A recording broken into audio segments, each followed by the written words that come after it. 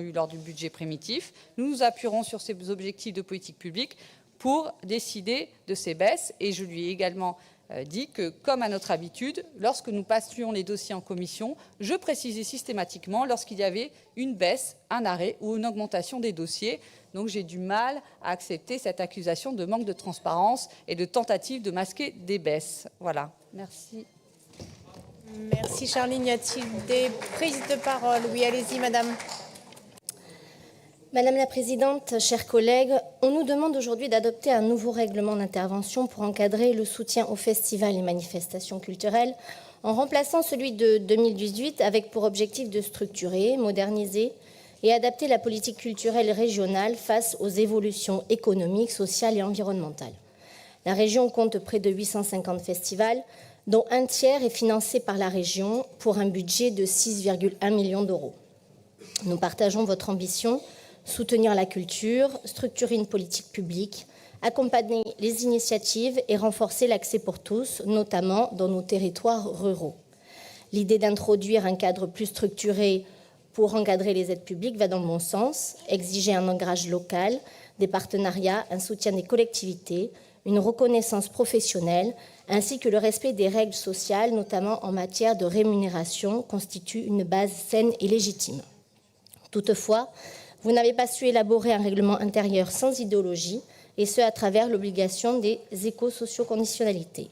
Vous ne proposez plus un accompagnement, vous imposez des obligations pour répondre à votre politique greenwashing. Vous ne vous contentez plus de fixer des objectifs, vous imposez des modes de fonctionnement très précis aux acteurs culturels. Aujourd'hui, l'accès aux subventions est conditionné à la signature d'une charte d'engagement, et à travers cette charte, vous imposez des choix de mobilité, des choix d'orientation et des orientations alimentaires. Avec par exemple 80% des produits locaux, très bien pour ceux-ci, mais avec une majorité de nourriture végétale avec une option végétarienne obligatoire. Au passage, nos agriculteurs apprécieront sans doute que même à travers la culture, vous orientez encore les pratiques sans réellement les soutenir dans leur réalité. Je vous cite: en cas de manquement, la subvention pourra être baissée, suspendue ou retirée.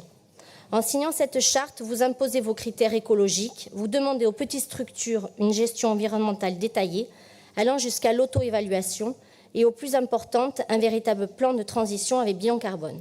C'est l'intégration directe de votre feuille de route Néo-Terra dans la culture.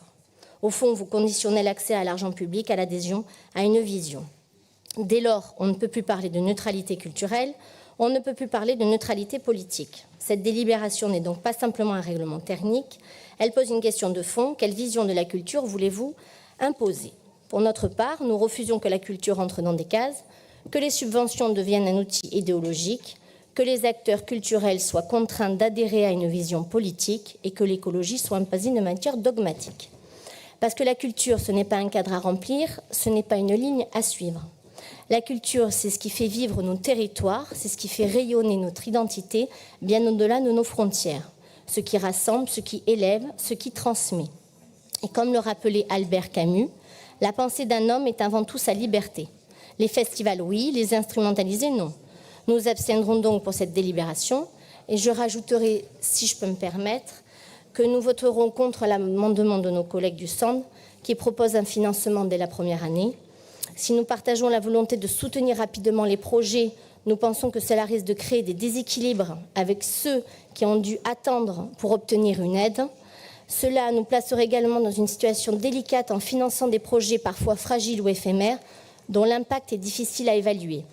Par ailleurs, cela entraînerait une multiplication des dossiers sans réelle logique d'économie et d'efficacité. Nous pensons qu'il serait plus pertinent d'accompagner ces porteurs de projets dès la première année avec une démarche de conseil et de bienveillance afin de leur permettre de présenter des projets plus solides par la suite.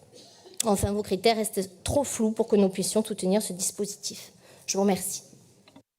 Merci, Monsieur Nedelec, s'il vous plaît. Oui, Madame la Présidente, mes chers collègues, très rapidement, vous dire tout d'abord que notre groupe, les Républicains, votera cette délibération. Et pourquoi nous la voterons? Parce que, selon nous, elle apporte quelque chose, un cadre plus lisible,